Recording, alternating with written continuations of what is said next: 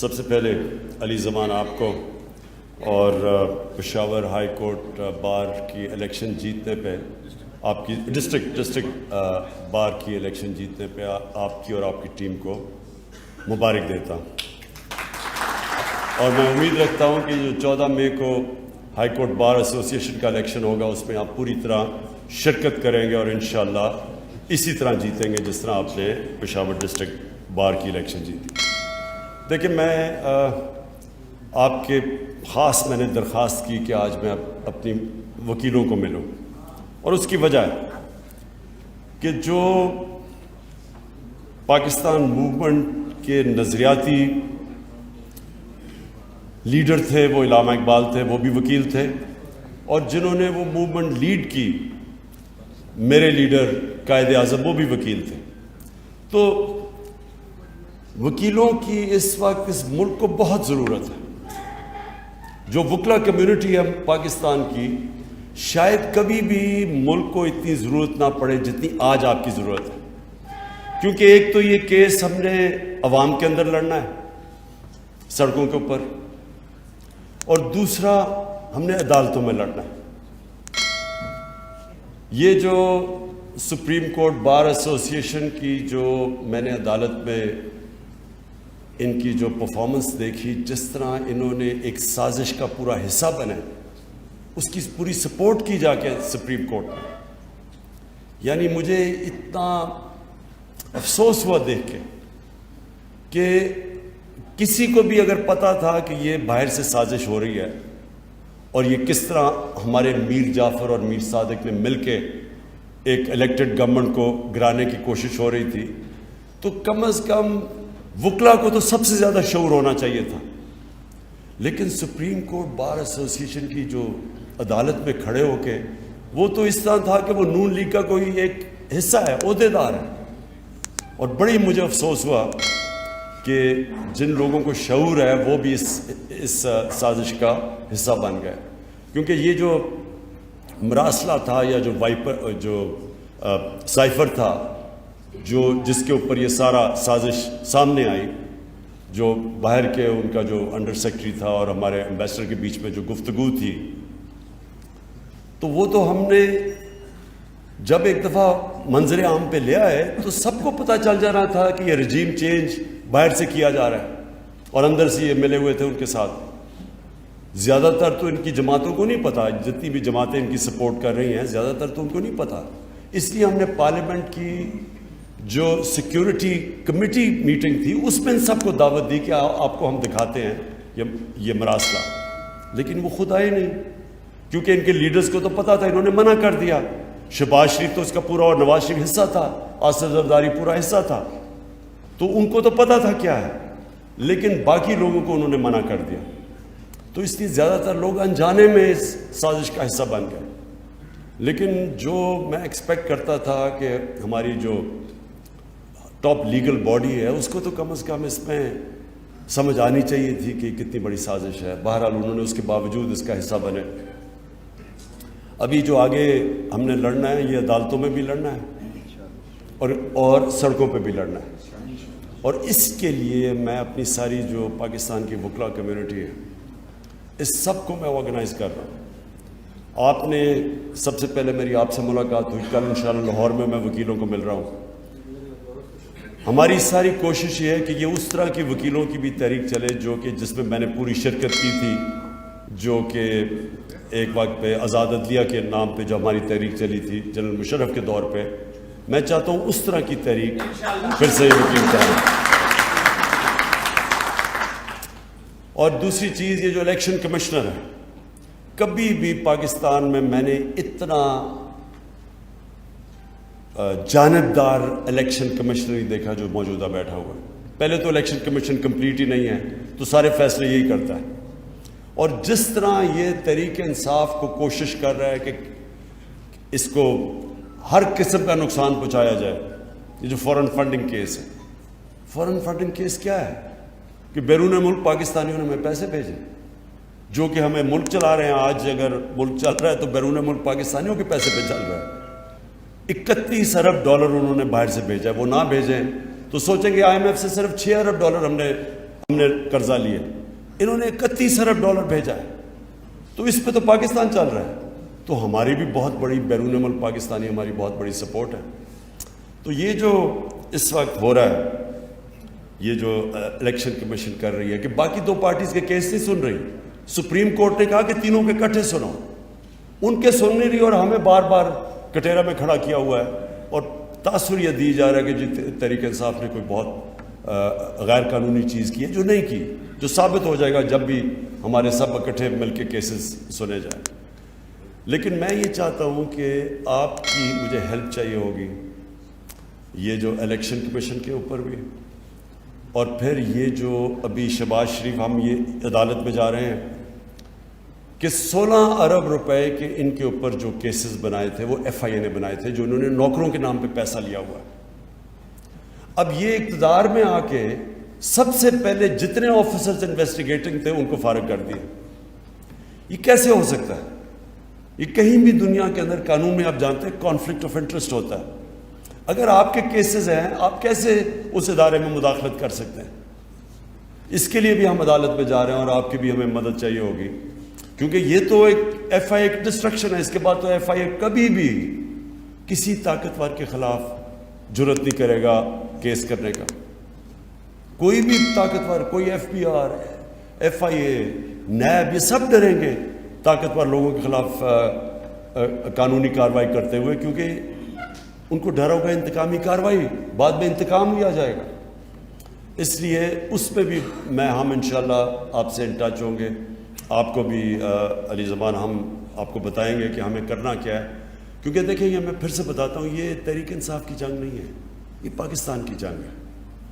یہ اگر ہم نے قبول کر لیا, یہ جو انہوں نے ہمارے اوپر مسلط کیا سازش کے ذریعے, تو پہلے تو سب سے پہلے یہ یاد رکھیں کوئی امریکہ کے سامنے ان کی دھمکی کے سامنے نہیں کھڑا ہوگا. سارے پرائم منسٹر جن کو کرسی کا شوق ہے وہ تو ڈریں گے کہ کبھی بھی ہمیں ہٹا سکتے ہیں, تو وہ ہر ان کی بات مانیں گے. یہ بہت بڑا ملک کو آگے جا کے نقصان پہنچے گا اگر یہ کامیاب ہو جاتے ہیں, اور یہ ہر ان کی وہ بات مانیں گے جو ادھر سے حکم آئے گا. اب یہ جو امریکہ کی جنگ میں ہم نے جب شرکت کی تو کیا ہوا تھا؟ مشرف کو دھمکی آئی تھی باہر سے, اس نے ایک دھمکی دی کہ ہم تمہیں انگریزی میں we will bomb you into stone age, ان کا ایک رچرڈ آرمسٹیج تھا, اس نے ایک دھمکی دی, ہم ان کی جنگ میں چلے گئے جس میں ہمارا لینا دینا کوئی نہیں تھا. 80,000 پاکستانی اس میں جانے کھو بیٹھے, سارا قبائلی علاقہ ہمارا تباہ ہو گیا. پتہ نہیں 35 لاکھ لوگوں نے نقل مکانی کی, سوات میں جو ہوا 40 لاکھ ادھر سے نقل مکانی کی. تو وہ سارا کچھ ہوا کیوں؟ کیونکہ ہمارا جو سربراہ تھا وہ پریشر نہیں لے سکا, ایک دھمکی میں گھٹنے ٹیک دیے. تو ابھی بھی دھمکی ہے, ابھی بھی انہوں نے کہا کہ یہ چاہتے تھے کہ یہاں بیسز ہوں افغانستان کے اوپر ڈرون اٹیکس کے لیے. جو ایک دفعہ ہم نے یہ اپنے ملک کو تباہ کر چکے ہیں, ہم کیوں ان کی جنگ میں پھر سے شامل ہوں؟ اور پھر ان کی یہ بھی کوشش ہے کہ جو وہ کہیں ہم کریں. اب روس سے ہمیں 30% کم قیمت پہ تیل مل رہا تھا, 30% کم پہ گندم مل رہی تھی. ہم نے اس وقت 20 لاکھ ٹن گندم امپورٹ کرنی ہے, روس سے 30% کم قیمت پہ مل رہی تھی. آگے گیس کا پرانا کانٹریکٹ چل رہا ہے جو ہم سائن کریں کیونکہ ان کے پاس گیس بڑی سستی ہے. تو وہ ادھر سے حکم کرتے ہیں کہ جی آپ یہ نہیں کر سکتے. ہندوستان کو انہوں نے کہا, آگے ہندوستان ان کا اسٹریٹجک لایا, پھر بھی انہوں نے ریفیوز کر دیا کہ ہماری جی انڈیپینڈنٹ فارن پالیسی, اور ہم جو نہ 3 میں نہ 13 میں ہمیں دھمکیاں دے رہے ہیں. اور یہ جو آپ اوپر اب انہوں نے پتلے بٹھا دیے ہیں, کیونکہ ان کی اربوں ڈالر باہر پڑے ہوئے ہیں ان سارے خاندانوں کے, یہ کبھی بھی ان کے سامنے نہیں کھڑے ہوں گے. کیونکہ وہ جو روسی ہیں, جو روسی بڑے بڑے بزنس مین جن کو اولیگارکس کہتے ہیں, ان کے سب کے ضبط کر رہے ہیں پیسے اب جو مغربی بینکوں میں پڑے ہوئے ہیں یا آف شور اکاؤنٹس میں پڑے ہوئے ہیں یا ان کی جائیدادیں ہیں. تو ان کو بھی یہی ڈر لگا ہوا ہے کہ یہ ناجائز پیسہ ہے, یہ کبھی ثابت ہی نہیں کر سکتے کہ پیسہ آیا کدھر سے, تو اس لیے یہ کبھی سٹینڈ نہیں لیں گے. اس لیے ان کو لے کے آئے ہیں. اپنے ملک میں ایک آدمی, کوئی بھی آدمی ضمانت پہ ہو کرپشن پہ, اس کو کوئی نوکری, چپڑاسی کی نوکری نہیں مل سکتی اس ملک میں, اور ہمارے اوپر پرائم منسٹر اور ساری کیبنٹ تھوپ دی ہے. تو میں آپ سے آخر میں یہ کہنا چاہتا ہوں کہ دیکھیں, مجھے اس وقت پاکستان کے وکیلوں کی ضرورت ہے. آپ نے سب نے میرے ساتھ چلنا ہے. اپنے ملک کی یہ تختہ بار بھی ہم نے جیتا ہے 20 سال. اچھا ندیم شاہ ایڈوکیٹ صاحب. اچھا ندیم ہے یا ندیم شاہ؟ ندیم شاہ. اچھا ندیم مبارک ہو آپ کو بھی تخت بھائی بار ایسوسی ایشن کی جیتنے کی. اچھا 18 سال. میں یہ چاہتا ہوں کہ دیکھیں پہلے تو شرکت ضرور کریں ہر جگہ. اس وقت اپنی ہماری صحیح معنی میں منظم کریں اپنی وکلا تنظیموں کو, لیکن سارے اپنے ملک میں وکیلوں کو تیار کریں. جو ہمارے نئی بھی ہیں نا, جو دوسرے بھی ہیں, ان سے بھی بات چیت کریں, کیونکہ وہ بھی ان کو بھی خوف ہوگا کہ کرپٹ غلام امریکنوں کے غلاموں کے نیچے اپنا ملک کا ہم ان کے نیچے اگر ہم چلیں گے تو وہ سارے ملک کو نقصان ہے.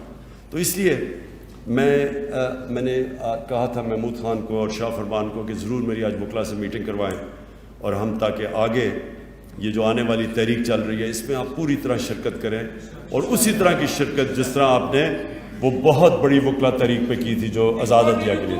شکریہ.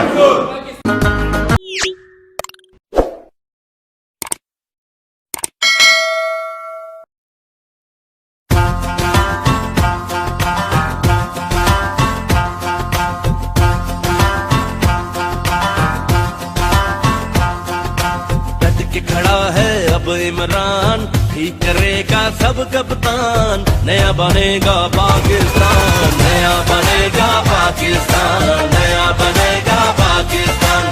ڈٹ کے کھڑا ہے اب عمران, نیا بنے گا پاکستان. ڈٹ کے کھڑا ہے اب عمران ہی کرے گا سب کپتان, نیا بنے گا پاکستان, نیا بنے گا پاکستان, نیا بنے گا پاکستان. ڈٹ کے کھڑا ہے اب عمران, نیا بنے گا پاکستان.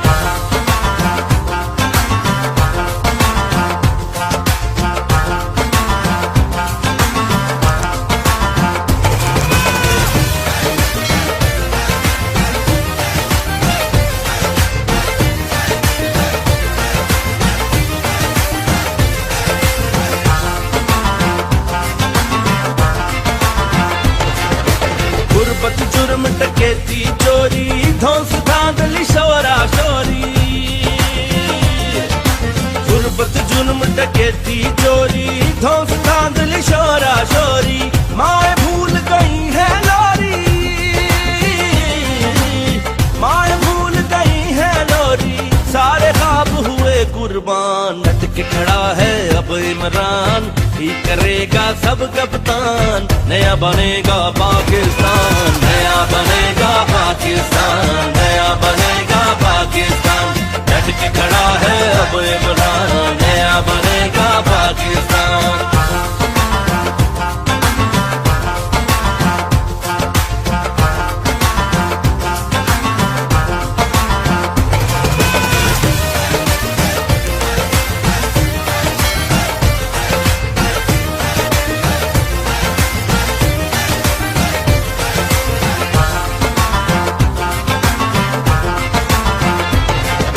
سرداروں کی یہاں پرستش, ہر جا رشوت اور سفارش.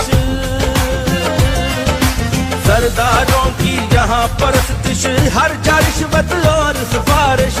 جھوٹوں پہ نوٹوں کی بارش, جھوٹوں پہ نوٹوں کی بارش. تاجر بن بیٹھے سلطان, ڈٹ کے کھڑا ہے اب عمران ہی کرے گا سب کپتان, نیا بنے گا پاکستان, نیا بنے گا پاکستان, نیا بنے گا پاکستان. ڈٹ کے کھڑا ہے اب عمران, نیا بنے گا پاکستان.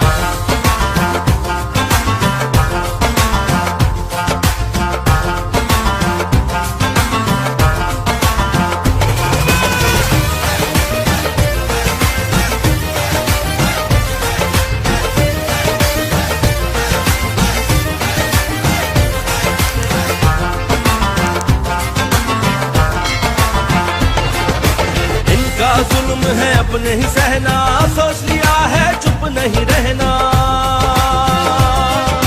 ان کا ظلم ہے اپنے ہی سہنا, سوچ لیا ہے چپ نہیں رہنا. سچ کا کفن ہے سر پر پہنا, ना मिटेगा जुल्म का नाम निशान। डट के खड़ा है अब इमरान, ठीक करेगा सब कप्तान। नया बनेगा पाकिस्तान, नया बनेगा पाकिस्तान, नया बनेगा पाकिस्तान।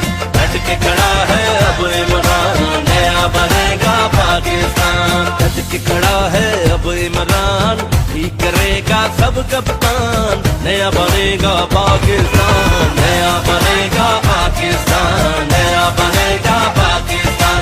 डट के खड़ा है